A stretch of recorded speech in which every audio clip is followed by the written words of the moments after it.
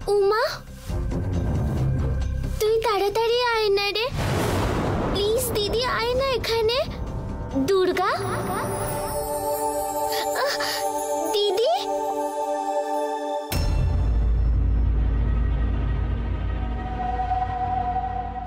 কি হয়েছে রে দুর্গা, হঠাৎ আমাকে ডাকলি? মা ইদানিং কিরম অদ্ভুত বিহেভ করছে জানিস।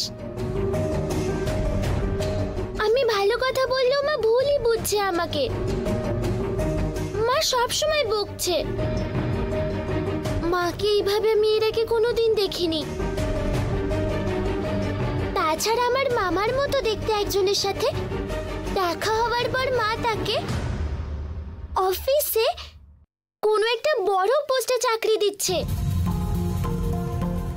আমি মামার ফটোর সামনে দাঁড়িয়ে কাগজে লিখে জিজ্ঞাসা করলাম যে ওনাকে কাজ দেওয়া উচিত হবে কি হবে না। উচিত না উত্তর এলো। তারপরে আবার উনি ভালো লোক না খারাপ লোক জিজ্ঞাসা করলাম। বাজে লোক বলে উত্তর এলো। ওনার জন্য আমার মায়ের কষ্ট হবে বললো আমাকে। কিন্তু এটা যখন মাকে বলতে গেলাম আমার কথাই শুনছে না। উনি এখন অফিসেই আছেন। অফিসে যদি এখন কোনো সমস্যা হয় উনি কাল থেকে আর অফিসে থাকবেন না।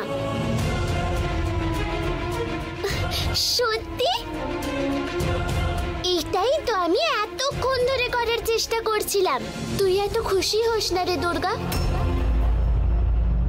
উনি কাল থেকে আর অফিসে থাকবেন না, বরং এই বাড়িতেই থাকবে।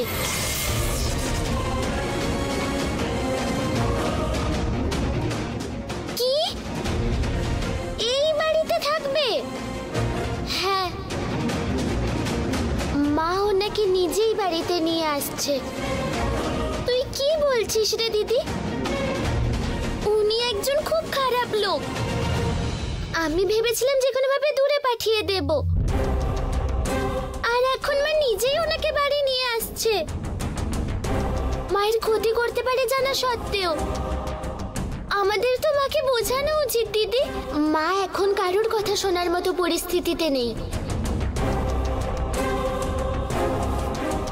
আমার থেকেও একটা বড় শক্তি মাকে নিজের বশে নিয়ে নিয়েছে। সবকিছুরই একটা শেষ আছে বুঝলি।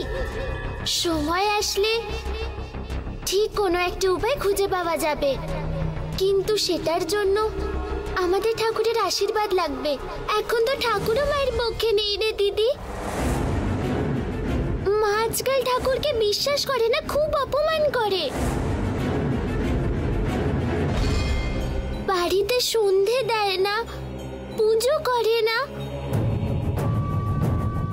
কত প্রবলেম আছে তুই জানিস। আমাদের যেভাবেই হোক ওই লোকটাকেই বাড়ি থেকে তাড়াতেই হবে। এটা কিন্তু সম্ভব নয়, আমরা যতই চেষ্টা করি। তুই যত দূরেই পাঠানোর চেষ্টা করিস না কেন, ততই ওই লোকটা মায়ের ক্লোজ হয়ে যাবে। কিন্তু এটার কতদিন চলবে রে উমা? প্রত্যেকবার ওরা জিততে পারবে না, এক না একদিন ওরা ধরা পড়বেই। তুই চেষ্টা করতে থাক, আমি জানি তুই জিততেও পারিস। কিছু না করে চুপচাপ বসে থাকার চেয়ে ভালো তুই চেষ্টাই করে যা। তুই দেখে নিস একদিন তুই ঠিক সাকসেসফুল হবি। দেখি যে করেই হোক ওনাকে তাড়াতেই হবে এখান থেকে। ঠিক আছে দুর্গা, এবার আমি আসছি। আমার হারিয়ে ফেলা শক্তিকে পাওয়ার চেষ্টায় আছি আমি। আমি এখন যাই। প্লিজ দিদি দাঁড়া না।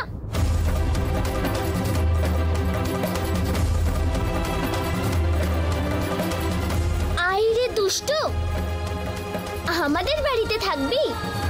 তোর জন্যই তো অপেক্ষা করছি। আয়, আমিও দেখে নেব তোকে।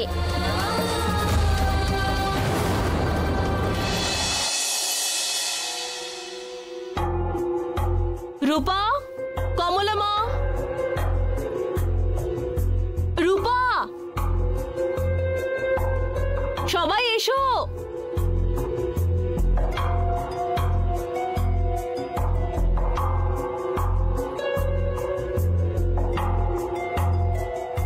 কমলা মা, আমি কাকে এনেছি দেখো।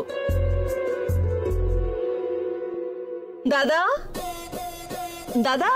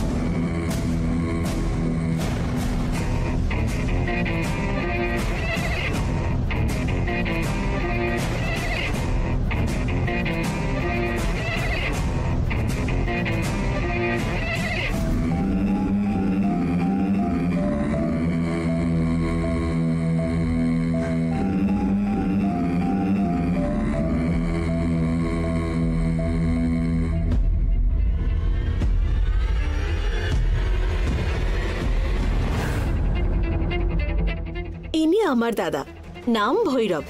আজকে থেকে উনি আমাদের সঙ্গেই থাকবে।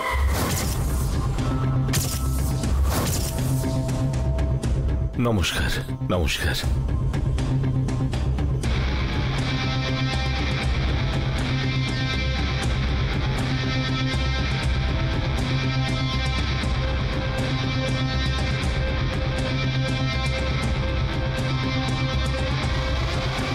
আজ থেকে এই বাড়ির সমস্ত দায়িত্ব ওনার।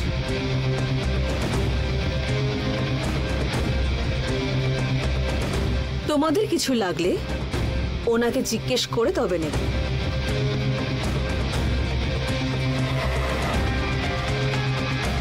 একটা ছোট্ট আলপিনও যদি কিনতে হয় তাহলেও ওনাকে জিজ্ঞেস করে কিনবে।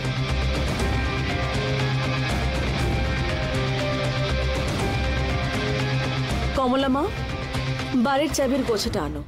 আনছি দিদি।